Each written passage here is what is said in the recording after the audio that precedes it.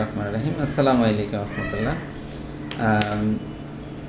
হাড়ের সমস্যা রোগীদের একটা প্রবলেম সবসময় থাকে যে ওরা হাড়ে ব্যথা করে বা হাড় ক্ষয় রোগে ভোগে অথবা পেইনে থাকেই, মাসেলসের পেইন থাকে, হাড় কামড়ায়, এই ধরনের প্রবলেম থাকে। তো আমরা যখন তাদেরকে বলি যে আপনি হাড়ের যত্ন নেন, তো কী করে নেবেন? এটা মানে এই ধরনের রুগী বাংলাদেশে চেম্বার প্র্যাকটিসে প্রচুর আসতেছে এবং এগুলি সাধারণত ক্রনিক ডিজিজ।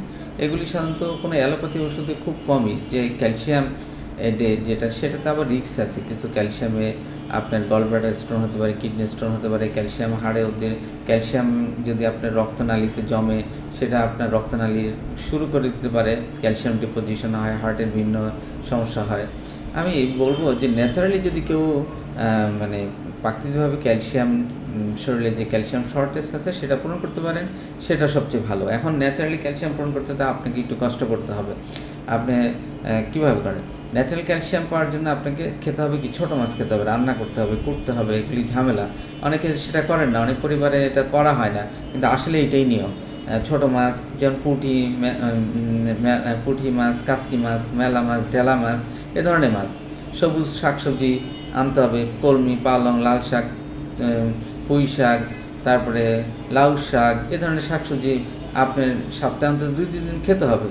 সাদা তিলে দেখা যাচ্ছে প্রচুর পরিমাণ ক্যালসিয়াম আছে, সেটা সাদা তিলে আপনি খেতে পারেন।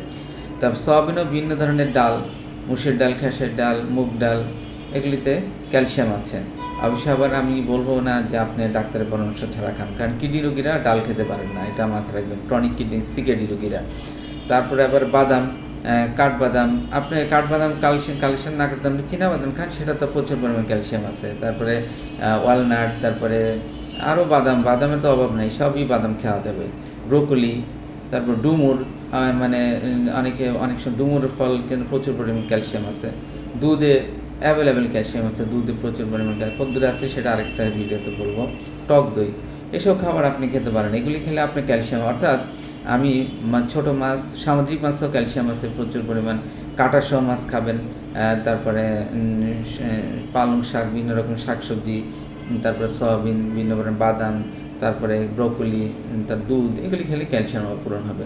তো ডিয়ার অডিয়েন্স, ক্যালসিয়াম অভাবটা আপনি ন্যাচারালি পূরণ করার চেষ্টা করুন। আজকে পর্যন্ত ধন্যবাদ। আসসালামু আলাইকুম।